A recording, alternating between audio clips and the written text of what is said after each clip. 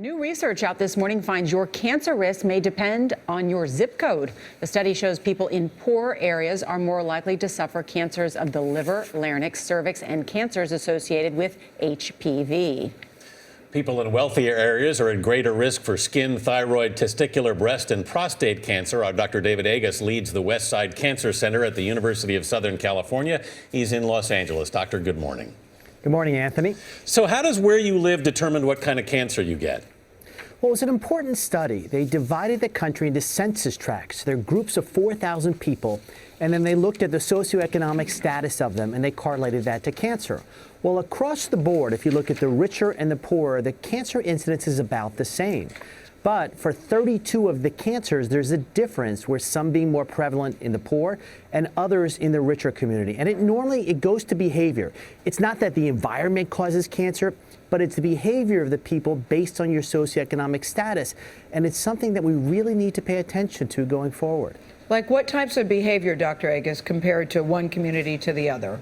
Well, if you look, for example, in the lower socioeconomic status, the poorer individuals, there is more cancers associated with certain viruses, HPV, hepatitis virus, more smoking, and those cancers classically are more aggressive and a deadly rate. You can see in the liver cancer graphic that we'll put up is at a much higher death rate, whereas in the richer communities, there are a lot of cancers that have to do with over-surveillance. That is, we catch cancers that don't necessarily need to be treated.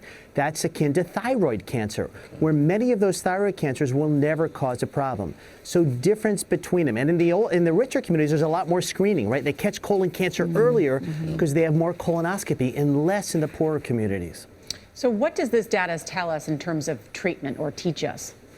Well, it's a piece to the puzzle, and we've done a number of these stories over the last year where there are certain correlations, and each of them are a small piece. Together, the bigger picture, we can start to actually, based on where you live, based on your behavior, start to do an individual profile of prevention for you. And whether that be increasing vaccination rates in an area or looking for certain cancers, we have to personalize how we do prevention. And this is some of the data that can help us start to do that. When we as a doctor see a patient, we never look at socioeconomic status. Now, while it's still controversial whether to look at it, we know it correlates to some cancers, and we have to pay attention to it. Do we need to do more in poorer communities? No question about it. I mean, many of these are preventable with vaccines. So we need to get the vaccine in there for the hepatitis. We need to treat the hepatitis C, the HPV vaccination in kids, and we can eliminate a lot of these cancers. So the key to cancer is prevention. All right, Dr. David Agus, good information. Thank you.